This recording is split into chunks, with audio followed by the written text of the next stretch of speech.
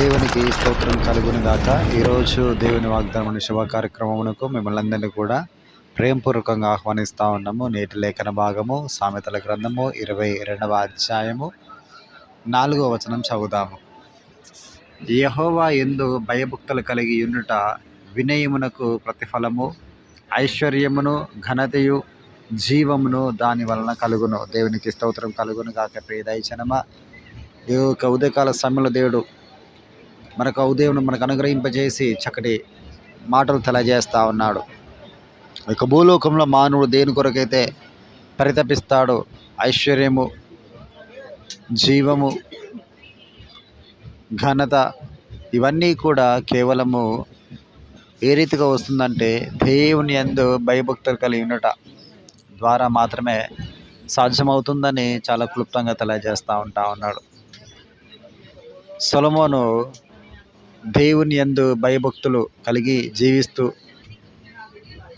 తన తండ్రి ఏదైతే తనకు వాగ్దానం చేసినాడో, తన తండ్రి ద్వారా ఏదైతే ఉపదేశం తాను పొందుకున్నాడో ఆ మార్గం గుండా తాను వెళుతూ ముందుకు సాగుతున్నటువంటి క్రమంలో, అయ్యా నేను నీకు ప్రజల్ని పరిపాలించుటకు నాకు కావలసిన ఆ జ్ఞానమును వివేచనను నాకు దయచేయి ప్రభువా అని ఆయన ముందు భయభక్తులు కలిగి ప్రార్థన చేసినప్పుడు దేవుడు అతనికి ఐశ్వర్యమును, ఘనతయు, జీవమును ఇవ్వడం జరిగింది. దేవునికి స్తోత్రం కలుగును గాక. ప్రియ దైవజనమా, ఇక భూలోకంలో మనం జీవిస్తున్నప్పుడు మనుషులందరూ కూడా ఏం కోరుకుంటారంటే ఐశ్వర్యం కోరుకుంటారు, ఘనతను కోరుకుంటారు, శాశ్వత జీవం కోరుకుంటారు. కానీ దేవుని యందు భయము భక్తులుగా జీవించాలన్న మాట ఏ ఒక్కరు కూడా కోరుకోరు. కానీ సొలొమోను దీని యందు భయభక్తి కలిగి ఉండడం ద్వారా జ్ఞానము పొందుకోవడం జరిగింది. ఆ జ్ఞానము ద్వారా దేవుని అడిగాడు, అయ్యా నీ ప్రజల్ని పరిపాలించటకు నాకు ఇంకను ఈ బుద్ధి దయచేయి, జ్ఞానము దయచేయి ప్రభు, వివేచన దయచేయి ప్రభు అని ప్రార్థించినప్పుడు దేవుడు శ్రేష్టమైనది నువ్వు కోరుకున్నావు కాబట్టి ఇదిగో దానితో పాటు నీకు ధనమును, ఐశ్వర్యమును, పేరు, ప్రఖ్యాతులు కూడా నేను ఇస్తానని దేవుడు సమృద్ధిని దీవెన చేత సొలొమోనును ఆశీర్వదించడం జరిగింది. ఎంతగా దీవించాడంటే, ఎంతగా ఆశీర్వదించాడంటే తన వంటి రాజులు ఇంకను ముందే కానీ వెనకే కానీ ఉండకున్నట్లుగా చేశాడు.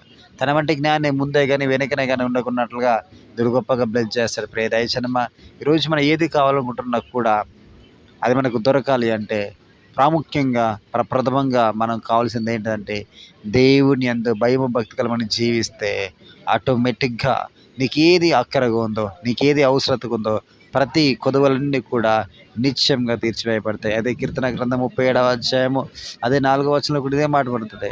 యెహోవాను బట్టి సంతోషించుము, ఆయన నీ హృదయ వాంఛలను తీర్చును. ఎప్పుడైతే మనం దేవుని బట్టి, ఆయన ఆజ్ఞలను బట్టి, ఆయన శాసనములను బట్టి మనం ఎప్పుడైతే సంతోషిస్తామో నిశ్చయంగా మనకు ఆ హృదయ వాంఛ కోరికలన్నీ కూడా మన నీడెడ్స్ అన్నీ కూడా తీర్చివేయబడతాయని స్పష్టంగా నేను పరిశుద్ధ గ్రంథం సెలవిస్తుంది. కనుక ప్రియ దైవజనమా, ఇంతకాలం ఏక మార్గులు మనం ఉండి ముందుకు వెళ్ళి దాన్ని సాధించలేకపోయామో, కానీ నేడు మనతో చక్కగా మాట్లాడుతూ ఉన్నాడు. మనం పొందుకోవడానికి ఒకే ఒక కార్యము, అది దేవుని యందు భయభక్తి కలిగి జీవించడము, ఆయన బట్టి సంతోషించడం మాత్రమే. కాబట్టి ఈ మాటలు విని ఆ ప్రార్థన పూర్వక మనం ముందుకు సాగుదాం. స్తోత్రము తండ్రి, పరిశుద్ధడానికి వందములు తండ్రి. అయ్యా ఇక ఉదయకాల సమయంలో మాతో సూటిగా స్పష్టంగా మాట్లాడు ప్రభు, ఇక వందములయ్యా. ఇక మాట్లాడడానికి మాకు జీవితం స్థిరపరచండి, బలపరచండి.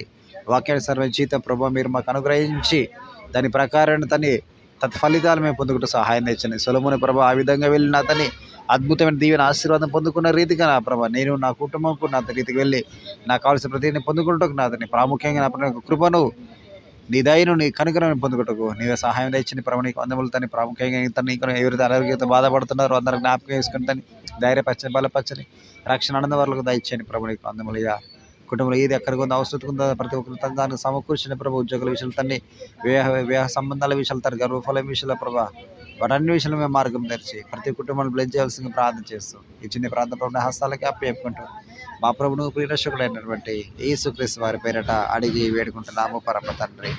Amen, amen, amen. God bless you. దీన్ని మిమ్మల్ని అందరూ దీవించి ఆశీర్వదించను గాక.